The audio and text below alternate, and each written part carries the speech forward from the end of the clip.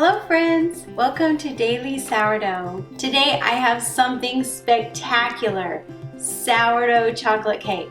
Who knew you could make cake with sourdough starter? I didn't know that for years, so I want to show you how to make an epic chocolate cake. You start with 1 cup of starter, and this is Fed Starter. I fed this about 6 hours ago, and see how foamy it is. So that helps the cake rise up and also gives it a really moist, tender texture. So 1 cup of Fed sourdough starter, and you know, that's just kind of an estimate right there. Then 1 cup of flour, and this is just all-purpose flour. Then 1 cup of milk, and this can be coconut milk, it can be cow's milk, it can be almond milk, whatever type of milk you want to use.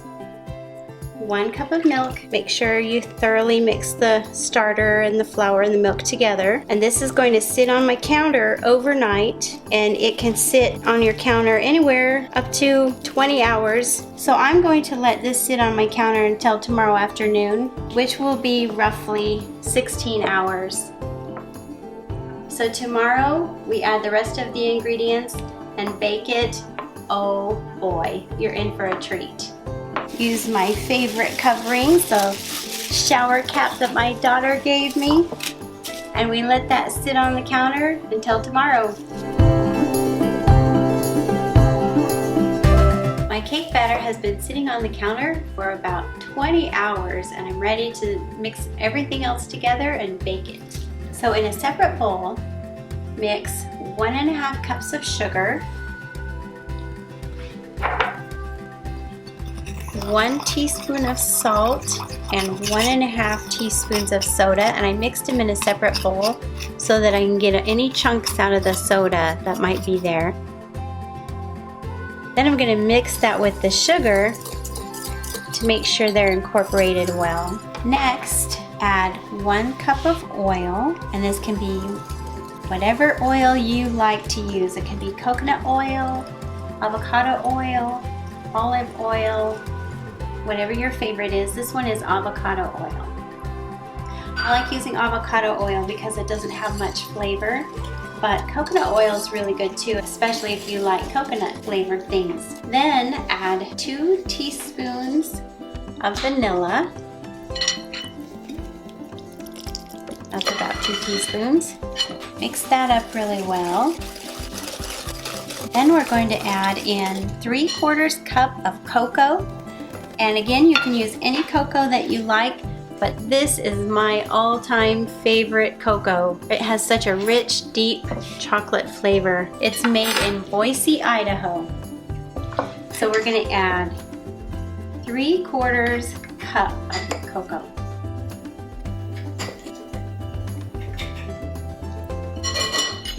If you like dark chocolate, this is the cake for you.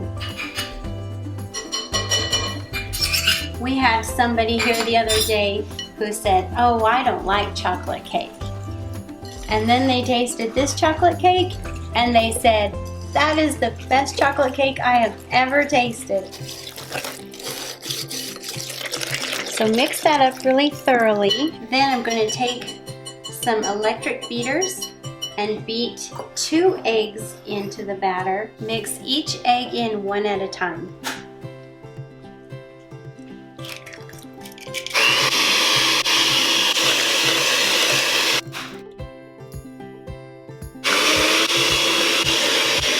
And beat this with an electric mixer for 1 to 2 minutes until it's really creamy and a smooth texture.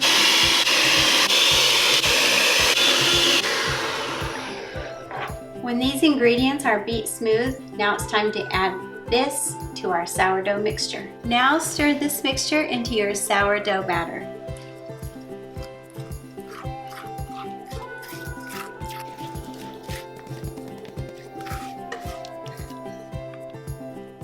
Then we'll blend this completely.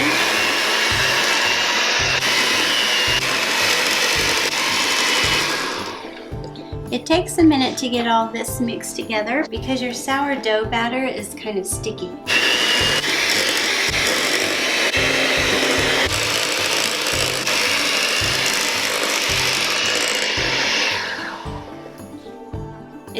easy as that. This looks thoroughly mixed and it's ready to bake. Prepare your 9 by 13 pan by buttering it thoroughly. Then pour your cake batter in.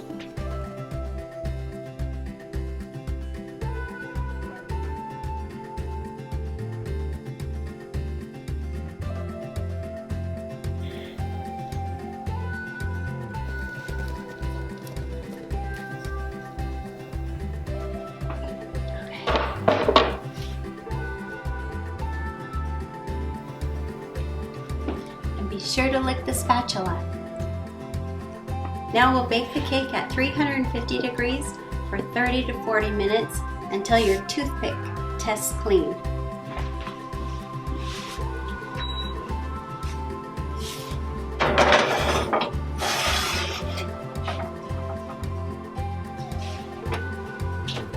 While the cake is baking, let's make the frosting. We start with 1 cube of butter. Put that in a saucepan and melt that on medium heat.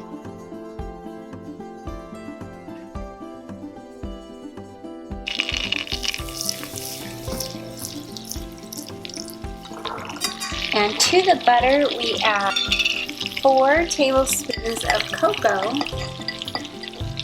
Here's that delicious cocoa again. Mix that up, and now we're going to add 6 tablespoons of milk.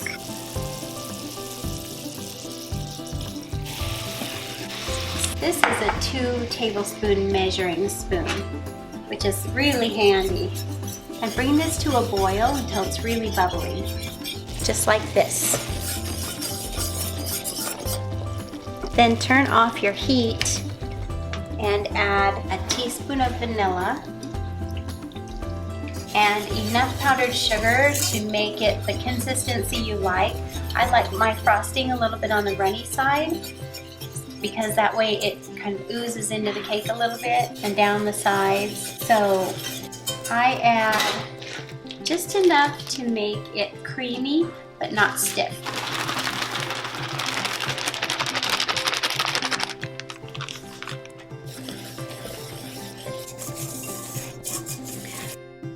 This is the kind of frosting you would use on a sheet cake, but it wouldn't be good for a layer cake because it is a little bit thin. Beat it smooth with your whisk, or else you can use an electric mixer. That looks great. As soon as the cake is out and cooled, we'll spread the frosting on. It's been 40 minutes. Let's check the cake.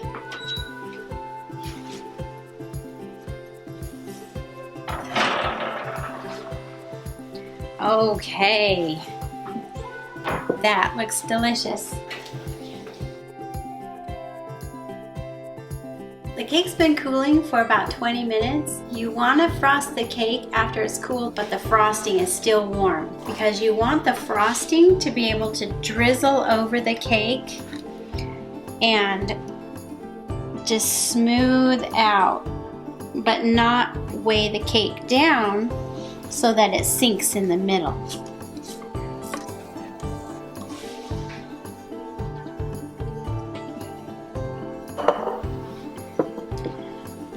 Then smooth it out to the edges.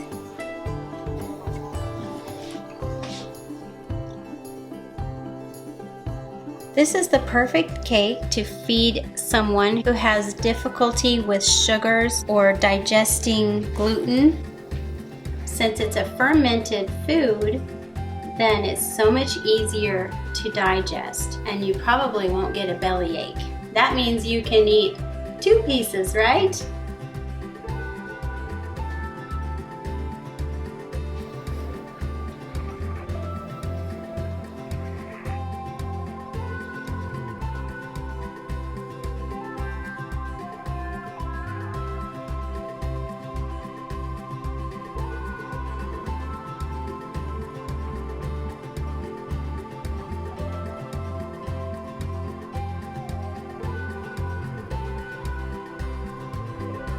This is my most frequently requested recipe. This one never fails. Let's give it a try.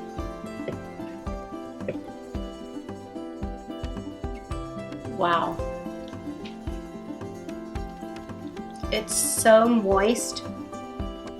It's so chocolatey, very rich. You can see the sponge is really nice on the cake. And then all that rich chocolate frosting. It's so decadent. Really worth making.